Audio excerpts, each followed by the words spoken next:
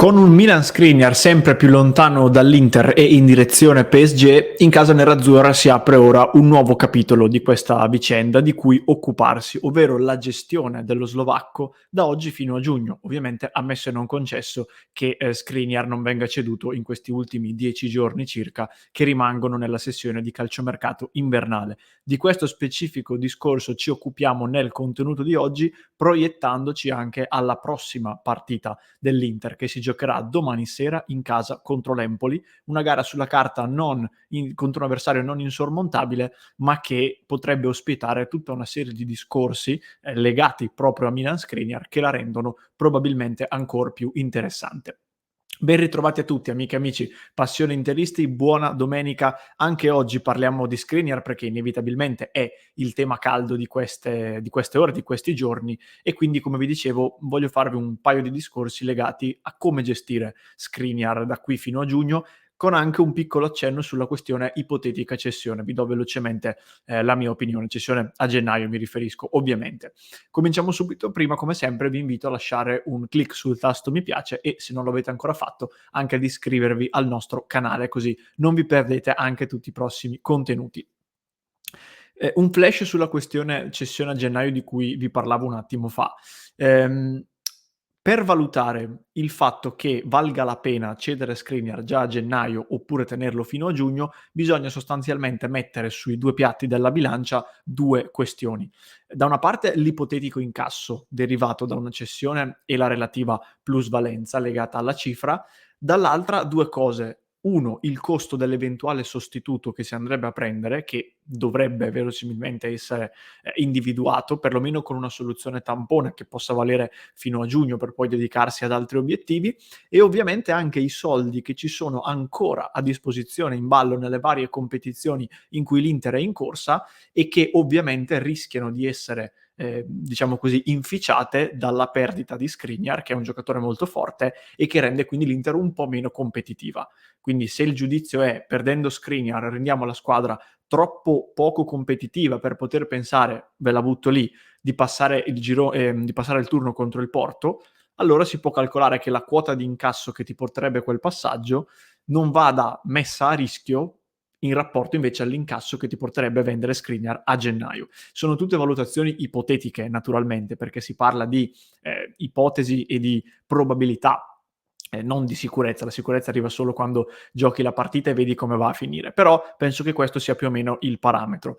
Per come la vedo io, e questa è una cifra che questa mattina scriveva anche la Gazzetta dello Sport, andare sotto i 20 milioni di euro per cedere Skriniar a gennaio secondo me non ne varrebbe la pena, anche perché mi sono segnato anche un appunto: attualmente Skriniar a bilancio pesa per l'Inter 5,8 milioni di euro, quindi l'ipotetica plusvalenza va parametrata su questo valore. Se tu cedi Skriniar a 10 milioni, fai una plusvalenza di poco meno di 5, e con 10 milioni secondo me ci fai veramente pochissimo, oltre al rischio di cui vi parlavo un attimo fa, di rendere l'Inter molto meno competitiva per il proseguo del campionato, l'ottavo di Champions ed eventualmente le partite restanti di Coppa Italia. So che 20 milioni sono tanti, è una cifra che metto lì anche se so che è poco probabile, però non dimentichiamoci che, per esempio, l'Inter non più tardi di 3 anni fa spese poco più di questa cifra per prendere Eriksen a scadenza a giugno, quindi non è nemmeno così impossibile. Per come la vedo io, andrà via parametro zero Skriniar, perché il PSG non andrà a spendere dei soldi a gennaio. Però la cifra che metto io come asticella, personalmente, è questa qui. Veniamo quindi all'ipotesi di una permanenza di Skriniar e quindi a una valutazione della gestione dello slovacco da qui fino a fine stagione. Nel titolo ho inserito il discorso della fascia di capitano perché, tastando un po' l'opinione dei vari tifosi anche sui social di Passione Inter, alcuni dicono addirittura fuori rosa, non deve più scendere in campo, altri dicono continuiamo così, molti però fanno riferimento al discorso fascia da capitano dicendo quantomeno togliamogli la fascia, visto che la situazione è quella che è e non è bello avere un capitano che poi a fine anno ti saluta nel modo in cui è pronto a salutarti. Io vi dicevo una cosa già venerdì in diretta per chi ci ha seguito. Inter-Empoli, ripeto, sarà una partita molto interessante e qui apro e chiudo parentesi, vi invito non solo ad iscrivervi al nostro canale così non vi perdete la diretta di Passione Inter. Come sempre, come ad ogni partita, seguiamo la gara insieme, ma se volete anche ad iscrivervi al nostro club su www.passioneinter.club per vivere insieme tutto l'avvicinamento a quella gara e poi anche il post partita e tutti i giorni seguenti. Ci sono tante possibilità in vista di Inter-Empoli, eventuali dichiarazioni di Simone Inzaghi, che può parlare prima e dopo la partita, eventuali dichiarazioni di Marotta, che può parlare soprattutto prima della partita, eventuali, tanto quanto secondo me improbabili, dichiarazioni dello stesso Skriniar che potrebbe parlare, anche se non credo, l'ipotesi che giochi o che non giochi, anche questo può essere un tema. Se giocherà, avrà la fascia di capitano oppure no, il tema di cui vi parlavo un attimo fa. Se dovesse segnare, esulterebbe? Penso proprio di sì. Come esulterebbe in maniera normale? Potrebbero intravedersi dei gesti indicativi in un senso o nell'altro. Come lo accoglierà San Siro? Lo fischierà? Lo accoglierà come sempre? Lo ignorerà come è stato fatto per Lukaku per il primo pezzo di stagione? Questi sono tutti temi che saranno evidenti, emergeranno in Inter-Empoli e che rappresentano secondo me un tema molto interessante. Sul discorso fascia, così chiudiamo anche questo capitolo. Per come la vedo io, c'è poco da discutere, nel senso, Skriniar non è il capitano dell'Inter, cioè, questo deve essere chiaro. Il capitano dell'Inter è Samir Handanovic, che nel corso della stagione è stato rimpiazzato nella sua posizione di titolare da Andrea Onana e quindi la fascia è passata al vice capitano, che è Marcelo Brozovic. Marcelo Brozovic si è infortunato, ha giocato poche partite dopo il famoso 24 di settembre in cui si è fatto male con la Croazia, la fascia è passata al braccio del secondo vice capitano, che è Milan Skriniar.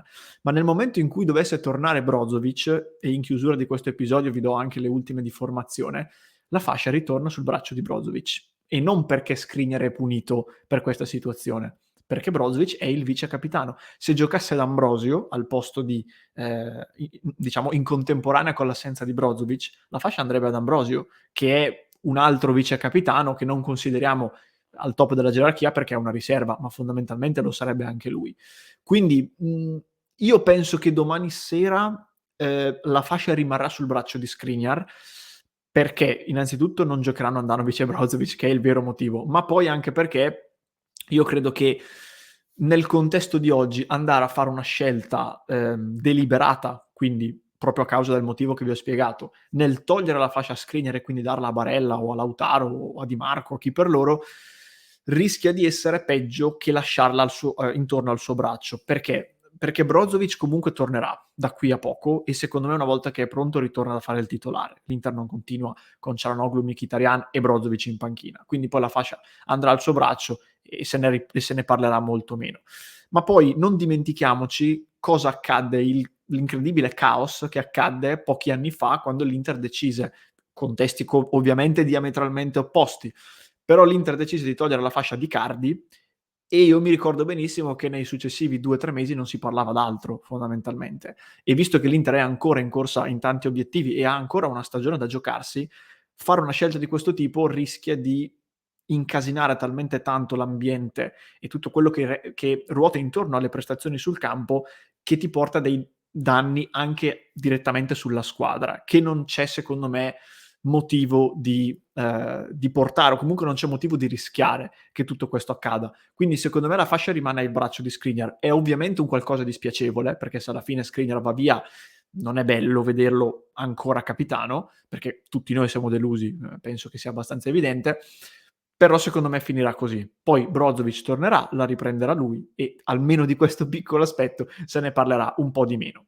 Velocemente Inter-Empoli, così vi dico anche le ultime di formazione, probabilmente scenderanno in campo gli stessi 11 che hanno giocato in Supercoppa contro il Milan, con secondo me un solo dubbio che riguarda la fascia destra, Dumfries-Darmian. È ancora favorito Darmian, però qualcuno dice occhio a Dumfries che potrebbe riprendersi il posto da titolare. Per il resto Acerbi è ormai il titolare fisso, quindi De Vrij continua a fare panchina. In attacco confermati Dzeko e Lautaro, con Correa che forse avrebbe bisogno di minuti, ma in questo momento sono intoccabili gli altri due, e con un Lukaku, e quindi vengo al capitolo infortunati, che invece è recuperato e verosimilmente uno spezzone di questa partita quantomeno lo giocherà. Gli altri due infortunati invece, che sono Andanovic e Brozovic, come vi dicevo, sono ancora in dubbio, ma comunque non andranno più in alto dalla panchina, non giocheranno titolari, e anche dovessero recuperare non avrebbero comunque, secondo me, uno spezzone a disposizione. Nel caso concentriamoci principalmente su Brozovic, è fuori da un po' e quindi per quanto recuperato secondo me non si andrebbe a rischiare di metterlo subito in campo, mentre Lukaku da questo punto di vista è pronto. Per l'Empoli molto rapidamente Marin squalificato, Grassi infortunato, quindi c'è un problema in regia, mancano il titolare e la riserva in quella posizione, quindi l'Empoli dovrà reinventarsi un regista Satriano titolare molto probabilmente, quindi lo vedremo da vicino, uno di quei giovani che l'Inter ha in attacco e che potrebbe rivalutare in vista della prossima stagione. Questo era tutto, spero di essermi spiegato e non vedo l'ora di leggervi qui sotto nei commenti, quindi vi ricordo di commentare, fatemi sapere la vostra opinione, vi invito ancora, like al contenuto, iscrizione al canale, viaggio su www.passioneinter.club per valutare di sostenere il nostro progetto e ve ne saremmo particolarmente grati. Infine, per chi ci segue in podcast lo lascio in descrizione, mentre se mi segui su YouTube, qui alla mia destra trovi un nuovo contenuto su Skriniar, in particolare sui successori di Skriniar.